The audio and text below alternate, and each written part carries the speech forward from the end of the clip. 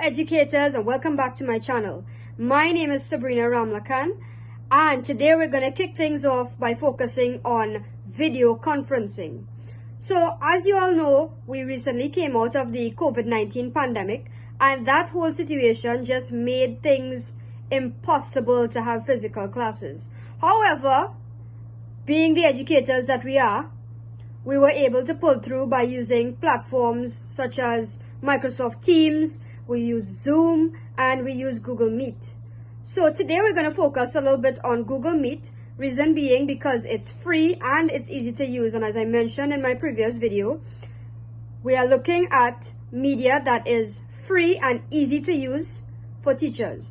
Now, Google Meet has evolved as time went on, especially during that pandemic time, and it has been better suited for classroom use and for the use of online classes and so on. So let's move on over to our screen and see what's going on.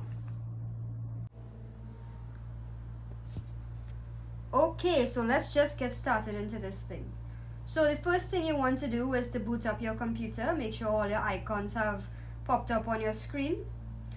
And then you want to open your Google web browser.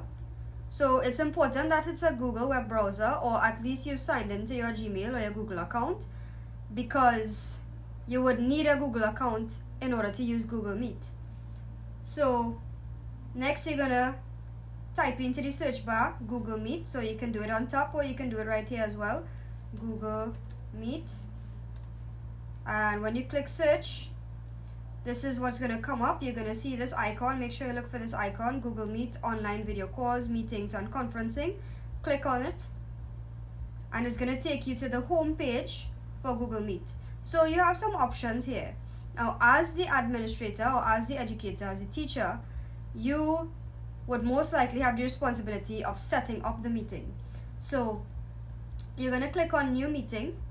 And if you want to create a meeting for later, which most likely will be your choice, or you can start an instant meeting. And when you click on Start an Instant Meeting, what it does is it automatically takes you into a meeting, and you can use the link from that. But the best option here is to create a meeting for later, so that it generates the link for you, and you can copy this link and you can paste it onto Google Classroom or WhatsApp or an email that you might have for your students to share with your students. So that's the best option, okay?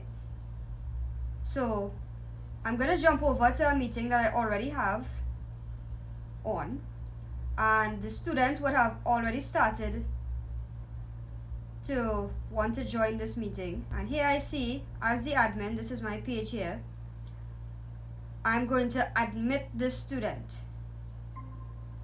So you see this student is admitted. So this student has their mic on. So what I can do is mute the student. So what I'm going to do is click on this icon here.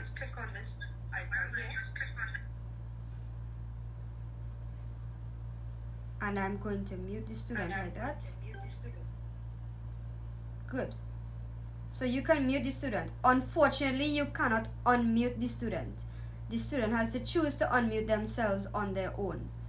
So if you're asking them a question, they would need to unmute their mic. And as we're on that topic of muting and unmuting, the options to mute yourself or to unmute yourself is right down here, where there's a microphone icon, this red microphone icon here.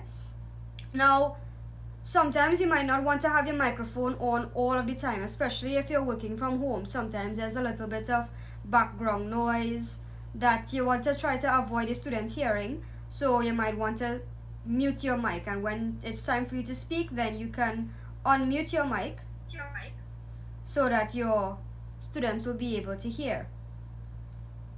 The next option you have is to put on and take off your camera. So that's right next to the microphone icon. You see a video camera icon, it's red.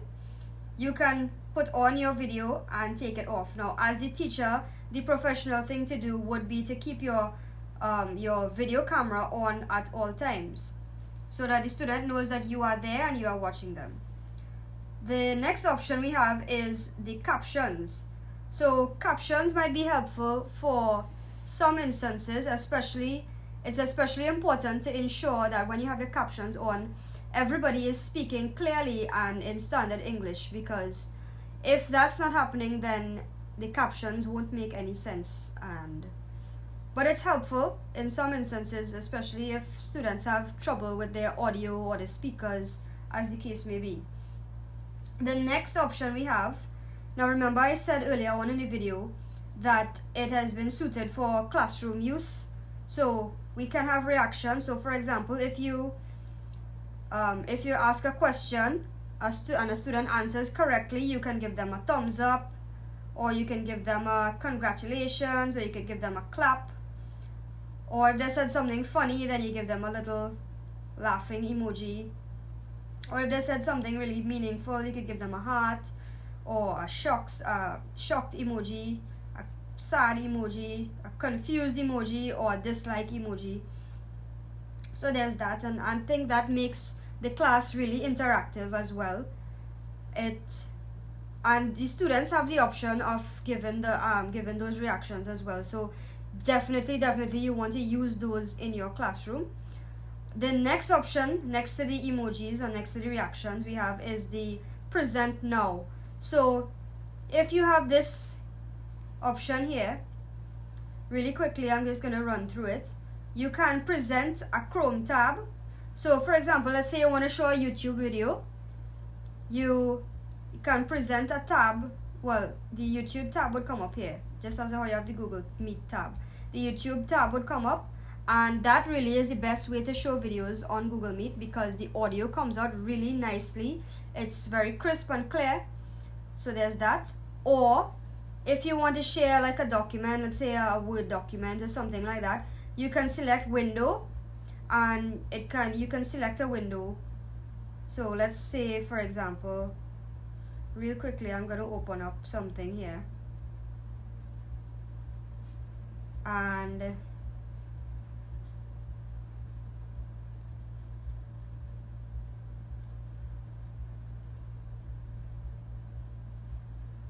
good. So this window I'm going to select, and this is the document that I'm sharing.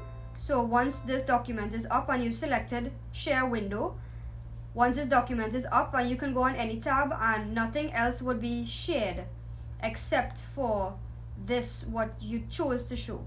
However, in the next option, if we were to present, let me get that back, present the entire screen, however, anything that shows up on your screen, be it a video, be it a document, be it you might be looking for something and on your personal files or whatever, everything is going to be seen by the students. So be careful when you're sharing your entire screen. So there's that option. And very important, in case students have a question, they can use this option here, which is the option to raise hand.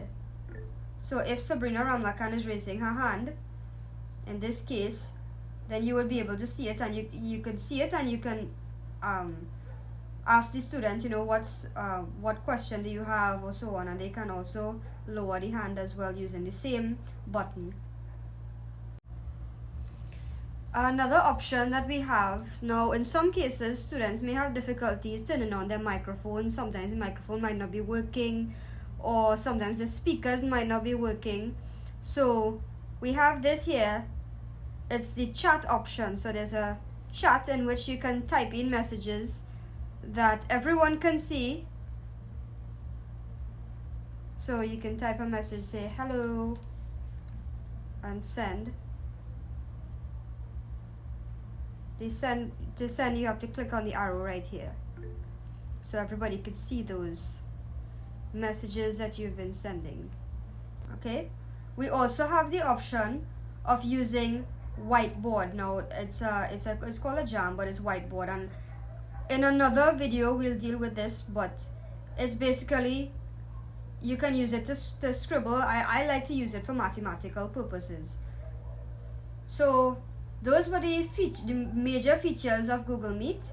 And of course, the last feature that I'll take you through is the end call button. So to leave the call, you click on this red button here with the telephone icon.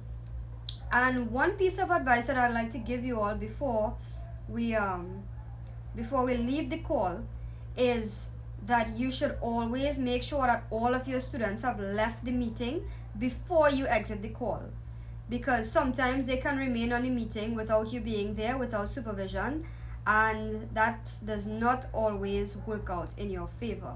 So please ensure that your students have left the meeting before you have left. So educators, I hope this video has been somewhat useful to you and informative. So don't forget to hit that like button, thumbs up, and don't forget to subscribe and hit that bell icon for more notifications and updates on our videos. But this week alone, we have a real treat for you all. We're going to be posting one video every day for 5 days. So stay tuned.